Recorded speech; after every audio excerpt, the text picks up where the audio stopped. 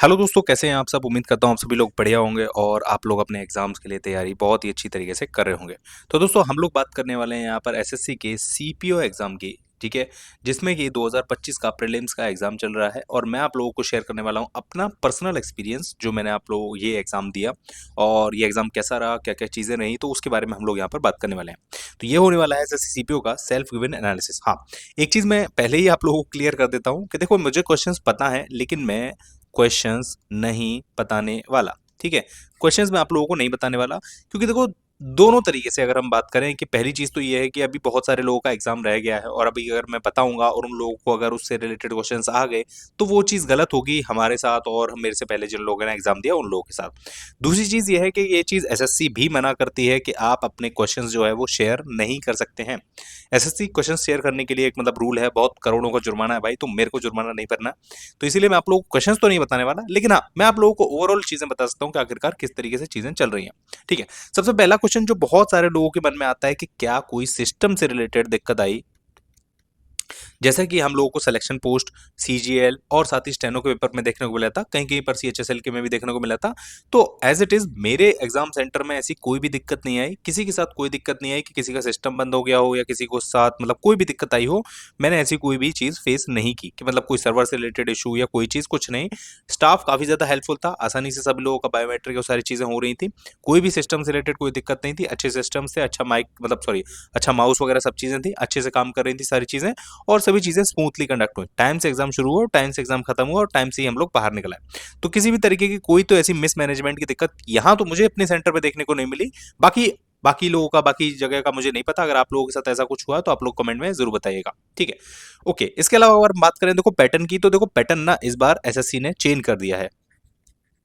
ठीक है ना, मतलब आप पहले तक हम लोग देखा करते थे कि 2 घंटे का ये पेपर होता था, 2 आवर का, जिसमें कि आपके पास कंपोजिट टाइम हुआ करता था कि आप लोग चाहो तो मतलब इंग्लिश कर लो पहले, मतलब इंग्लिश कर लो, फिर मैथ्स कर लो, फिर रीजनिंग कर लो, फिर जीए कर लो, या पहले कुछ भी कर लो और बाद में कुछ भी कर लो, कभी भी आप शिफ्ट कर सकते थे। लेकिन अभी यह कर दिया गया है कि सबसे पहले आप लोगों की रीजनिंग आएगी, जो कि मतलब पूरी 50 मार्क्स की है, 30 मिनट्स के लिए।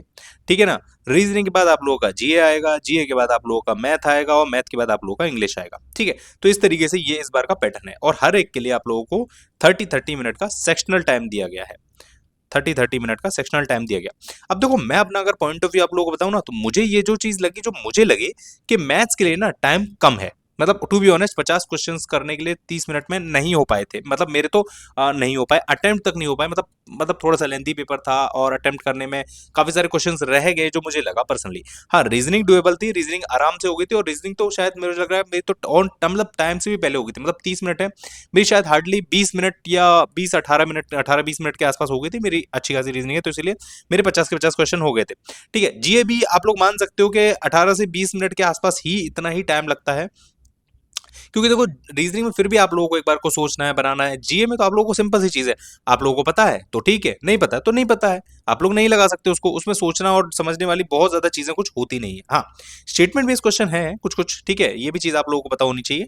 ओके, और कुछ कुछ नए टॉपिक्स, ऐसा तो एज कुछ नया नहीं है, वही है जो टॉपिक आप लोगों को बताए गए हैं, मतलब जो चीजें बोली गई हैं कि ये जी चीजें आएंगी वही चीजें हैं। ठीक है, इंग्लिश भी मुझे थोड़ी सी ना, मतलब थोड़ी सी लेंदी लगी मुझे वाले अपने वाले पैटर्न में। ठीक है, बाकी ओवरऑल ठीक है, बहुत ज्यादा कोई दिक्कत परेशानी नहीं हुई। मतलब इंग्लिश में 30 मिनट के हिसाब से ठीक है, मतलब 30 मिनट के हिसाब से आप 50 क्वेश्चन अटेम्प्ट कर सकते हैं, कोई दिक्कत परेशानी नहीं है। रीजनिंग में कम ही समय में हो जाएगा, मतलब मेरे हिसाब से तो 20 मिनट में हो गया था। और जीए में भी आप लोगों को 18 मिनट या 20 मिनट के आसपास ही लगना चाहिए।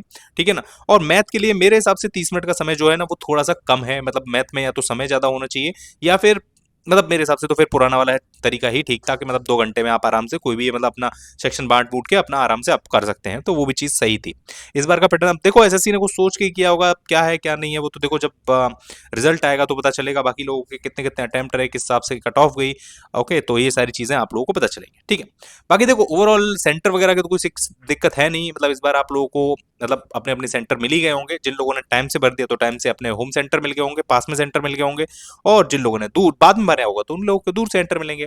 तो एसएससी तो इस बार इस चीज से तो बच गई कि भाई हमें नहीं पता सेंटर, तो हमने तुम्हारे हिसाब से दे दिए गए हैं। ओके, ऑल राइट गाइज, अगर आप लोगों को मतलब आप लोग भी अपने अपने अटेम्प्ट शेयर कर सकते हैं कि आखिरकार आप लोगों के अटेम्प्ट कैसे रहे या फिर कितनी दिक्कत परेशानी कुछ आप लोगों को आई है, तो वो भी आप लोग शेयर कर सकते हैं। उम्मीद करता हूँ आप लोगों को वीडियो पसंद आए होगी, पसंद आए तो वीडियो को लाइक और शेयर ज़रूर करिएगा अपने दोस्तों के साथ, और ऐसी और वीडियोज़ देखते रहने के लिए चैनल को सब्सक्राइब ज़रूर कर दीजिएगा। Thank you so much for watching. मिलते हैं दोस्तों नेक्स्ट वीडियो में। Till then bye bye, take care.